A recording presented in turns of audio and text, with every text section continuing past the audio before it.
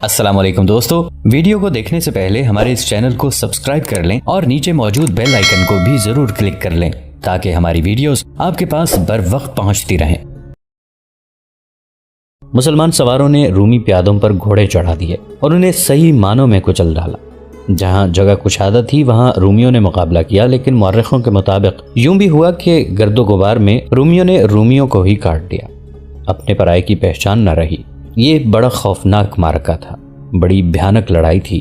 یہ رومیوں، عیسائی عربوں اور ان کے اتحادی قبیلوں کا قتل عام تھا۔ گھوڑوں کو اٹھا کر ان پر گراؤ، یہ خالد رضی اللہ عنہ کی للکار تھی۔ مومنین، کفر کی چٹان کو پیس ڈالو۔ مسلمان سوار باغوں کو جھٹکا دیتے تو گھوڑے اپنی اگلی ٹانگیں اٹھا لیتے، اور جب گھوڑے ٹانگیں نیچے لاتے تو ایک دو رومی کچلے جاتے۔ یہ تو رومیوں کا قتل عام تھا۔ رومی وادی الرقاد کی طرف بھاگ رہے تھے، جہاں وہ اگلے عمودی کنارے کی ایک گھاٹی چڑھتے تو زرار رضی اللہ عنہ کے سواروں کی برچیوں سے چھلنی ہوتے اور اوپر سے لڑکتے ہوئے نیچے آتے۔ مسلمانوں نے اس فتح کے لیے بہت سی جانیں قربان کی تھی، اور جو شدید زخمی ہوئے تھے ان میں کئی ایک ساری عمر کے لیے معذور ہو گئے تھے۔ یہ جنگ مسلمان عورتیں بھی لڑی تھیں۔ عورتوں نے اپنے بھاگتے مردوں کو دھمکیاں دے کر بھاگنے سے روکا تھا۔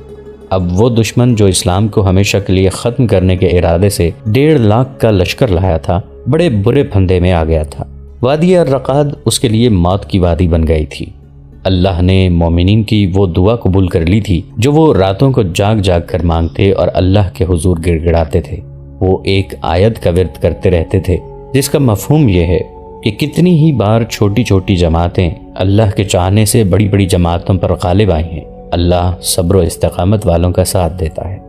اب میدان جنگ کی یہ کیفیت ہو گئی کہ رومیوں کی چیخیں اٹھتی تھیں جو مسلمانوں کے نعروں میں دب جاتی تھیں۔ وادی میں گہری کھائیاں بھی تھیں، بعض رومی ان میں بھی گرے اور بڑی بری موت مرے۔ جنگ یرموک کے چھٹے اور آخری روز کا سورج میدان جنگ کے گرد و غبار میں ڈوب گیا۔ فضا خون کی بو سے بوجھل تھی، مشعلیں جل اٹھیں اور رومیوں کی لاشوں کے درمیان گھومنے پھرنے لگیں۔ یہ مسلمانوں کی مشعلیں تھیں۔ وہ اپنے شہیدوں اور شدید زخمیوں کو اٹھا رہے تھے اور مال غنیمت بھی اکٹھا کر رہے تھے۔ خیمہ گاہ میں خبر پہنچی تو عورتیں آ گئیں۔ وہ کئی میل فاصلہ طے کر کے آئی تھیں۔ وہ اپنے خامندوں کو، اپنے بھائیوں اور اپنے بیٹوں کو ڈھونڈ رہی تھیں۔ تو جنتی ہے، کسی نہ کسی عورت کی آواز سنائی دیتی تھی۔ تو جنت میں جا رہا ہے۔ جنگ ختم ہو چکی تھی، لیکن خالد رضی اللہ عنہ کی جنگ ابھی جاری تھی۔ رات بھر مسلمان شہیدوں، زخمیوں اور مال غنیمت کے ساتھ مصروف رہے، لیکن خالد رضی اللہ عنہ کی مصروفیت کچھ اور تھی۔ ان کے لیے ابھی جنگ ختم نہیں ہوئی تھی۔ انہوں نے جو رومی پکڑے تھے ان سے خالد رضی اللہ عنہ معلوم کرتے رہے تھے کہ ان کا سالار اعلیٰ ماہان، جو آرمینیا کا بادشاہ بھی تھا، کس طرف گیا ہے۔ بیشتر قیدیوں کو معلوم نہ تھا۔ آخر پتہ چل گیا، ماہان کو انطاکیہ کی بجائے دمشق کی طرف جاتے دیکھا گیا تھا۔ اس کے ساتھ اس کا محافظ سوار دستہ تھا جس کی تعداد 2000 تھی۔ صبح طلوع ہوتے ہی خالد رضی اللہ عنہ اپنے سوار دستے کو ساتھ لے کر ماہان کے تعاقب میں روانہ ہو گئے۔ اس وقت ماہان دمشق سے 10-12 میل دور پہنچ چکا تھا۔ اسے یہ توقع نہیں تھی کہ مسلمان اس کے تعاقب میں پہنچ جائیں گے، شاید اسی لیے وہ بڑے اطمینان سے جا رہا تھا۔ رات اس نے پڑاؤ کیا اور صبح دمشق کو روانہ ہوا تھا۔ شہنشاہ معظم، اسے اپنے کسی ساتھی نے کہا، وہ دیکھیں گرد اڑ رہی ہے، یہ کوئی سوار دستہ لگتا ہے۔ اپنا ہی ہوگا، ماہان نے کہا۔ ان کی گرد کو نہ دیکھو جو میدان جنگ کی گرد سے بھاگ آئے ہیں، یہ شکست کھا کر آئے ہیں۔ ان کے درمیان پھر خاموشی چھا گئی۔ ماہان کی ذہنی کیفیت بہت بری تھی۔ وہ کسی کے ساتھ نہیں بولتا تھا۔ اس کی افسردگی کا باعث صرف یہ نہیں تھا کہ اس نے شکست کھائی تھی، بلکہ یہ کہ اس نے بڑی تھوڑی تعداد کی فوج سے شکست کھائی تھی۔ اس نے مسلمانوں کو کچل کر واپس آنے کا دعویٰ کیا تھا، مگر اب وہ انطاکیہ جانے کے بجائے دمشق کی طرف جا رہا تھا۔ انطاکیہ میں شہنشاہ روم ہرقل تھا۔ ماہان اس کا سامنا نہیں کرنا چاہتا تھا۔ جن سواروں کی گرد نظر آ رہی تھی، اب ان کے گھوڑوں کے قدموں کی ہنگامہ خیز آواز سنائی دینے لگی تھی جو بڑی تیزی سے قریب آ رہی تھی۔ ماہان پیچھے نہیں دیکھ رہا تھا، وہ انہیں میدان سے بھاگے ہوئے سوار سمجھ رہا تھا۔ سوار قریب آئے تو 2 حصوں میں بٹ گئے اور اس کے گرد گھیرا ڈالنے لگے۔ اس کے ساتھ ہی للکار سنائی تھی، انا فارس الضدید، انا خالد بن ولید۔ تب ماہان چونکا۔ اس کے ساتھ اپنے 2000 سوار محافظ ہی نہیں تھے، بلکہ آرمینیا کی باقاعدہ فوج کی بھی کچھ تعداد تھی اور کچھ عیسائی عرب بھی تھے۔ اس نے ان سب کو لڑنے کی ترتیب میں کر دیا اور خود اپنے چند ایک محافظ ساتھ لے کر الگ ہٹ گیا۔ خالد رضی اللہ عنہ کو بتایا گیا تھا کہ ماہان کے ساتھ اپنے محافظوں کا سوار دستہ ہے، لیکن اس کے ساتھ اس سے دگنی سے بھی کچھ زیادہ تعداد تھی۔ خالد رضی اللہ عنہ نے گھیرے کی شکل میں حملہ کیا۔ مہان کی فوج نے جم کر مقابلہ کیا، لیکن مسلمان تھکے ہوئے ہونے کے باوجود تازہ دم لگتے تھے۔ یہ فتح کی خوشی کا اثر تھا۔ تاریخ میں اس مجاہد کا نام نہیں ملتا جو لڑائی میں بچتا بچاتا ماہان تک جا پہنچا۔ وہ ماہان کے سواروں کا حصار توڑ گیا اور اس نے ماہان کو ہلاک کر دیا۔ مجاہد خود بھی زخمی ہوا، لیکن ماہان کو ہلاک کر کے اس نے اپنے ساتھیوں کا کام آسان کر دیا۔ اپنے شہنشاہ اور سالار اعلیٰ کو مرتا دیکھ کر اس کے سوار مارکے سے نکلنے لگے۔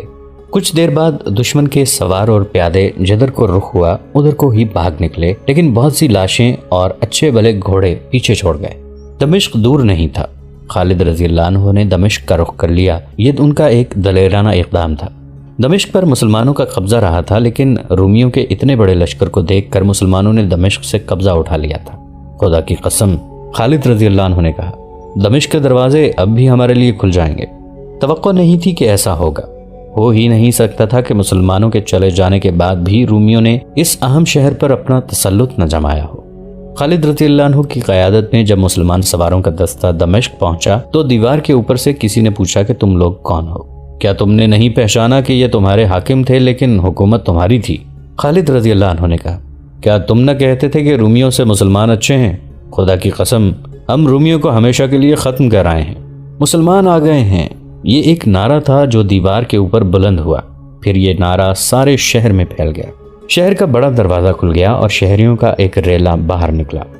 لوگوں نے بازو پھیلا کر مسلمانوں کا استقبال کیا اور خوشی سے ناچتے ہوئے خالد رضی اللہ عنہ اور ان کے سوار دستے کو شہر میں لے گئے۔ یہ اس اچھے سلوک اور برتاؤ کا اثر تھا جو مسلمانوں نے اہل دمشق سے کیا تھا۔ مسلمانوں نے تو کردار کی بلندی کا یہ مظاہرہ بھی کیا کہ دمشق سے رخصت ہونے سے پہلے شہریوں سے وصول کیا ہوا جزیہ واپس کر دیا تھا۔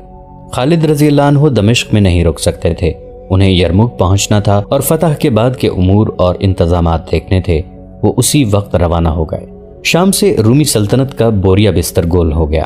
چند دنوں بعد شہنشاہ ہرقل انطاکیہ سے رخصت ہوا۔ اس کا ٹھکانہ اب قسطنطنیہ تھا۔ دو مورخوں بلازری اور طبری نے لکھا ہے کہ شہنشاہ ہرقل جب انطاکیہ سے روانہ ہوا تو اس نے کچھ دور جا کر رک کر اور پیچھے مڑ کر دیکھا۔ اے ارض شام، اس نے آہ لے کر بوجھل سی آواز میں کہا، اس بد نصیب کا آخری سلام قبول کر جو تجھ سے جدا ہو رہا ہے۔ اب رومی ادھر آئے بھی تو ان پر تیرا خوف سوار ہوگا۔ کتنا خوبصورت ملک دشمن کو دیے جا رہا ہوں۔ جنگ یرموک پر ہر دور کے جنگی مبصروں نے کچھ نہ کچھ لکھا ہے۔ اس پر سب متفق ہیں کہ یہ جنگ خالد رضی اللہ عنہ کی عقل سے جیتی گئی تھی اور یہ کامیابی کارگر چالوں سے حاصل کی گئی تھی۔ اس جنگ میں 4000 مومنین شہید ہوئے اور زخمی تقریباً سبھی ہوئے۔ خود خالد رضی اللہ عنہ زخمی تھے۔ رومیوں کی اموات 1 لاکھ سے زیادہ بتائی جاتی ہیں، لیکن مورخوں کی اکثریت 70,000 پر متفق ہے۔ سلطنت اسلامیہ شام تک پھیل گئی۔ وہ تعداد میں بہت تھوڑے تھے، ان کے ہتھیار دشمن کے مقابلے میں کمتر تھے، ان کے ذرائع یوں محدود تھے کہ اپنے وطن سے بہت دور تھے، کمک نہیں مل سکتی تھی، اس کا حصول بہت دشوار تھا۔ دشمن ٹڈی دل کی مانند تھا، اس کے ہتھیار برتر تھے، وہ اس کی اپنی زمین تھی، ملک اپنا، قلعے اپنے تھے، کمک کی اس کے ہاں کمی نہیں تھی۔ اپنی بادشاہی میں سے ہزاروں کی تعداد میں لڑنے والے لوگوں کو میدان میں لے آتا تھا، لیکن جو تعداد میں تھوڑے تھے اور جو کئی سالوں سے مسلسل لڑ رہے تھے، اس دشمن کے سینے پر کھڑے تھے جو ان سے کہیں 3 گنا اور کہیں 4 گنا زیادہ طاقتور تھا۔ وہ کون تھے جنہوں نے اس دور کے سب سے زیادہ طاقتور دشمن کو فیصلہ کن شکست دی تھی؟ وہ مسلمان تھے۔ وہ نام کے مسلمان نہیں تھے، وہ جنگی طاقت کو آدمیوں اور گھوڑوں کی تعداد سے نہیں، جذبے اور ایمان سے ناپتے تھے۔ یہ ایمان کی قوت کا کرشمہ تھا کہ شام میں قیصر روم کا پرچم اتر گیا۔ جن قلعوں پر پرچم لہرایا کرتا تھا ان قلعوں میں اب اذانیں گونج رہی تھیں۔ یرموک کے میدان جنگ میں 4000 مجاہدین نے اپنی جانوں کی قربانی دے کر رومیوں کو شام سے بے دخل کر دیا تھا۔ شہنشاہ ہرقل جو ایک جابر جنگجو تھا اور اپنی فوج کو ایک ناقابل تسخیر فوج سمجھتا تھا، اس حالت میں شام کی سرحد سے نکلا تھا کہ اس نے جوابی حملے کی سوچنے کی بجائے ذہنی طور پر شکست تسلیم کر لی تھی۔ اس کی فوج کے بھاگنے کا انداز کسی منظم اور طاقتور فوج جیسا نہیں تھا۔ اس فوج کی آدھی نفری ماری گئی، زخمیوں کا کچھ حساب نہ تھا، اور جو اب بھاگنے کے قابل تھے وہ افراد میں بکھر کر بھاگے۔ ان میں سے زیادہ تر نے بیت المقدس میں جا پناہ لی۔ اس وقت بیت المقدس ایلیا کہلاتا تھا۔ یہ آخری قلعہ تھا جو رومیوں کے ہاتھوں میں رہ گیا تھا۔ 2-4 اور قلعے بھی تھے جو ابھی رومیوں کے پاس تھے، لیکن یہ بیت المقدس جیسے بڑے نہیں تھے۔ ان کے اندر مسلمانوں کی دہشت پہنچ چکی تھی۔ مورخ لکھتے ہیں کہ شہریوں نے دیکھا کہ رومیوں کا سورج غروب ہو رہا ہے تو انہوں نے قیصر روم کی فوج کو اپنے تعاون سے محروم کر دیا۔ مسلمانوں کے متعلق ان کی یہ رائے پہنچی تھی کہ مسلمان میدان جنگ میں سراپا قہر اور مانند فولاد ہیں اور حکمران کی حیثیت میں وہ ریشم جیسے نرم ہیں۔ ان قلعوں کو سر کر لیا گیا۔ کہیں ذرا سی مزاحمت ہوئی جو مسلمانوں کو روک نہ سکی اور باقی قلعوں کے دروازے بغیر مزاحمت کے کھل گئے۔ شہریوں نے مسلمانوں کا استقبال کیا اور جزیہ ادا کیا۔ البتہ بیت المقدس ذرا بڑا شہر تھا اور یہ شہر قلعہ بند تھا۔ قلعہ مضبوط تھا، اسے سر کرنا دشوار نظر آ رہا تھا۔ بیت المقدس میں رومی سالار اطربون تھا، جس کے متعلق مورخوں نے لکھا ہے کہ فن حرب و ضرب میں ہرقل کا ہم پلہ تھا۔ بعض مورخوں نے اسے ہرقل کا ہم رتبہ بھی کہا ہے۔ مسلمانوں کے جاسوس بیت المقدس تک پہنچے ہوئے تھے۔ ان کی لائی ہوئی اطلاعوں کے مطابق ارطبون جابر اور بے خوف سالار تھا اور وہ مرتے دم تک لڑنے والا جنگجو تھا۔ بیت المقدس کے دفاع میں اسے آخری دم تک لڑنا ہی تھا، کیونکہ اس خطے میں رومیوں کا یہ آخری مضبوط قلعہ تھا۔ ایک مقام اور بھی تھا جو خاصا اہم تھا، یہ تھا قیصاریہ۔ اس کا قلعہ بھی مضبوط تھا۔ اس وقت مسلمان جابیہ کے مقام پر خیمہ زن تھے۔ یرموک کی جنگ کے بعد وہ جابیہ چلے گئے تھے۔ زخمیوں کی تعداد غیر معمولی تھی اور جو زخمی نہیں تھے وہ لڑنے کے قابل نہیں رہے تھے۔ وہ تو پہلے ہی تھکن سے چور تھے۔ جنگ یرموک نے ان کے جسموں کا دم خم توڑ دیا تھا۔ انہیں آرام کی ضرورت تھی اور زخمیوں کی مرہم پٹی اس سے زیادہ ضروری تھی۔ ان کے زخم ٹھیک ہونے کا انتظار کرنا تھا۔ انتظار خطرناک ہو سکتا تھا۔ خطرہ یہ تھا کہ رومی ایک جنگجو قوم تھی۔ شکست تو انہیں فیصلہ کن ہوئی تھی، لیکن وہ اتنی جلدی اور اتنی آسانی سے شکست کو تسلیم نہیں کر سکتے تھے۔ زیادہ پریشانی تو بیت المقدس کے متعلق تھی، جہاں اطربون جیسا جری اور قابل سالار موجود تھا، لیکن رومیوں کے کچھ دستے بکھرے ہوئے تھے۔ جاسوس اطلاعیں دے رہے تھے کہ بعض جگہوں پر رومیوں کے سالار موجود تھے۔ ابو عبیدہ رضی اللہ عنہ اور دیگر مسلمان سالار یہ خطرہ محسوس کر رہے تھے کہ رومی جوابی حملہ کریں گے۔ میرے رفیقو، ابو عبیدہ رضی اللہ عنہ نے اپنے سالاروں سے کہا، رومی حملہ ضرور کریں گے، لیکن ان میں اتنا بھی دم خم نہیں ہے کہ وہ فوری طور پر حملہ کر سکیں۔ اس کے علاوہ اس طرح دور دور بکھر گئے ہیں کہ انہیں اکٹھا ہونے کے لیے بھی وقت چاہیے۔ حقیقت بھی یہی تھی کہ جس طرح مسلمانوں میں ایک ہلکا سا مارکا لڑنے کی سکت نہیں رہی تھی، اسی طرح رومیوں میں بھی لڑنے کا دم خم نہیں رہا تھا۔ جیسا کہ ہم پہلے بتا چکے ہیں کہ 1.5 لاکھ میں 70,000 رومی مارے گئے تھے اور جو باقی بچے تھے ان میں زیادہ تر زخمی تھے۔ جاسوسوں کی اطلاعیں یہ تھیں کہ رومی کہیں بھی جوابی حملے کے لیے منظم نہیں ہو رہے، لیکن وہ جہاں جہاں بھی ہیں وہاں دفاعی جنگ لڑنے کے لیے تیار ہیں۔ اکتوبر 636 عیسوی بمطابق شعبان 15 ہجری کے ایک دن سالار اعلیٰ ابو عبیدہ رضی اللہ عنہ نے اپنے سالاروں کو بلایا۔ میرے رفیقو، ابو عبیدہ رضی اللہ عنہ نے کہا، زیادہ تر زخمی مجاہدین لڑنے کے قابل ہو گئے ہیں، لشکر نے بھی آرام کر لیا ہے، ہم اب اس قابل ہیں کہ آگے پیش قدمی کریں۔ 2 جگہیں ہیں جن پر قبضہ کرنا بہت ضروری ہے، ایک تو قیصاریہ ہے اور دوسری جگہ ہے بیت المقدس۔ کیا تم بتا سکتے ہو کہ ان دونوں جگہوں میں سے کس پر ہم پہلے حملہ کریں؟ اس مسئلے پر جب بحث شروع ہوئی تو سالاروں میں اختلاف پیدا ہو گیا۔ بعض کا خیال تھا کہ یہ 2 جگہیں دفاع کے لحاظ سے مضبوط ہیں، اس لیے ان پر یکے بعد دیگرے حملہ کیا جائے۔ کچھ یہ کہتے تھے کہ دونوں مقامات کو بیک وقت محاصرے میں لے لیا جائے۔ ابو عبیدہ رضی اللہ عنہ ان کے درمیان فیصلہ نہ کر سکے۔ کیا یہ بہتر نہیں ہوگا کہ ہم امیر المومنین سے پوچھیں کہ ہمیں قیصاریہ اور بیت المقدس میں سے کس جگہ کو پہلے محاصرے میں لینا چاہیے؟ ابو عبیدہ رضی اللہ عنہ نے کہا، میں تم سب کے جذبے اور اصرار کی قدر کرتا ہوں، اس کا اجر تمہیں اللہ دے گا۔ میں کسی کی حوصلہ شکنی اپنی زبان سے نہیں کروں گا۔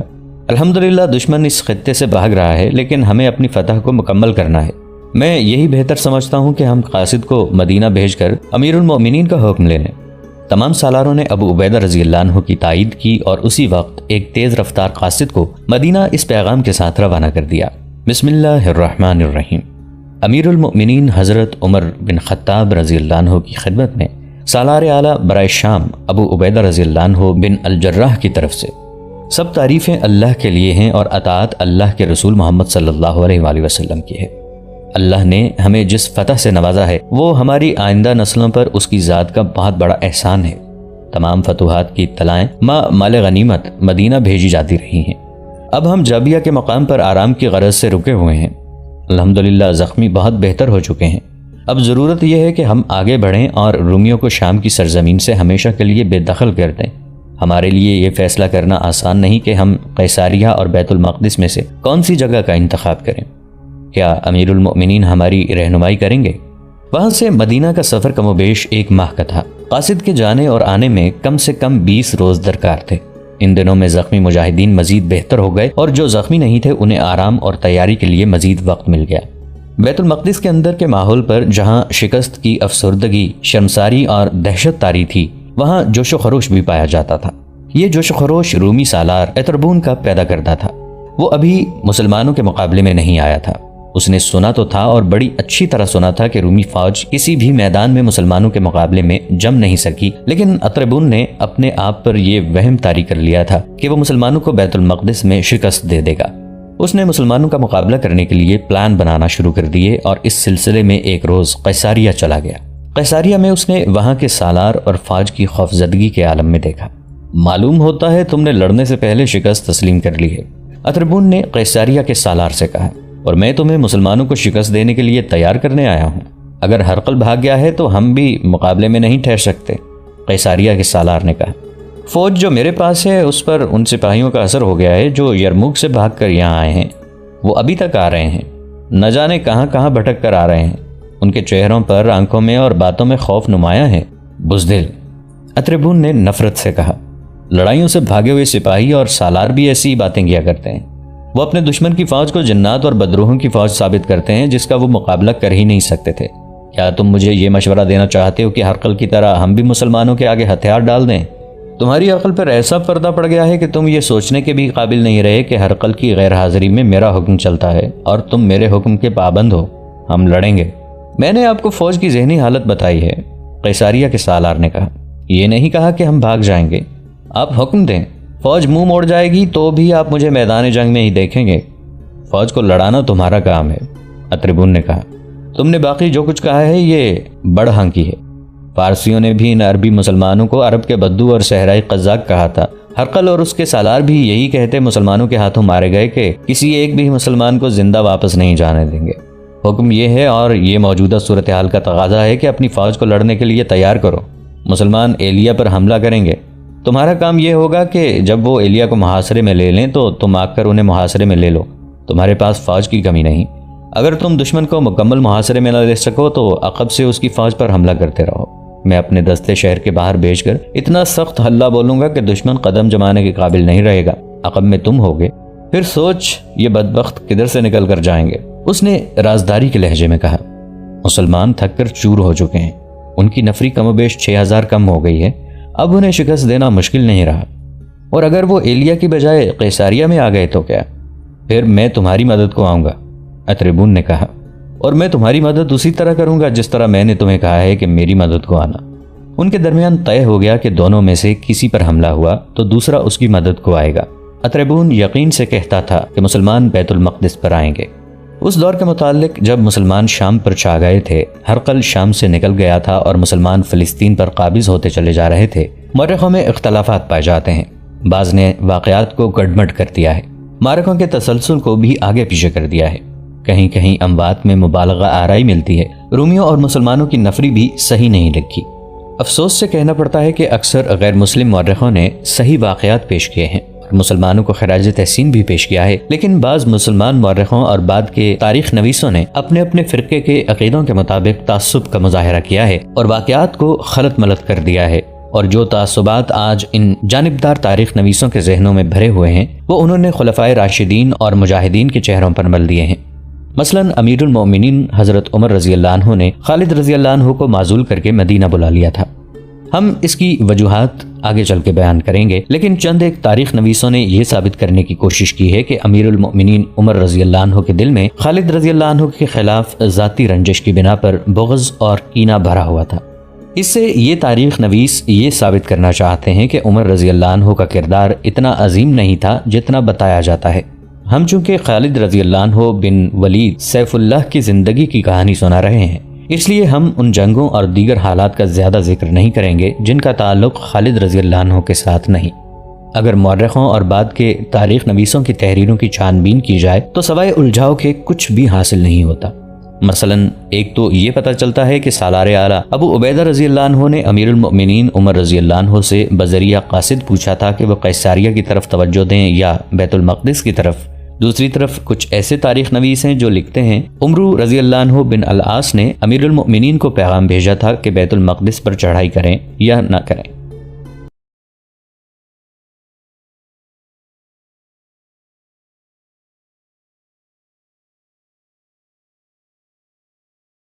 تو دوستو یہ تھی ہماری آج کی ایپیسوڈ. امید کرتے ہیں آپ کو ہماری ایپیسوڈ پسند آئی ہوگی. جانے سے پہلے اس ویڈیو کو لائک، شیئر اور کامنٹ کرنا مت بھولیے. اور اگر آپ ہمارے چینل پر نئے ہیں تو اسے سبسکرائب کیجئے اور بیل آئیکن پر کلک کیجئے تاکہ آپ کو تمام ویڈیوز فوراً ملتی رہیں. اگلی ویڈیو تک کے لیے اپنا خیال رکھیے. اللہ حافظ.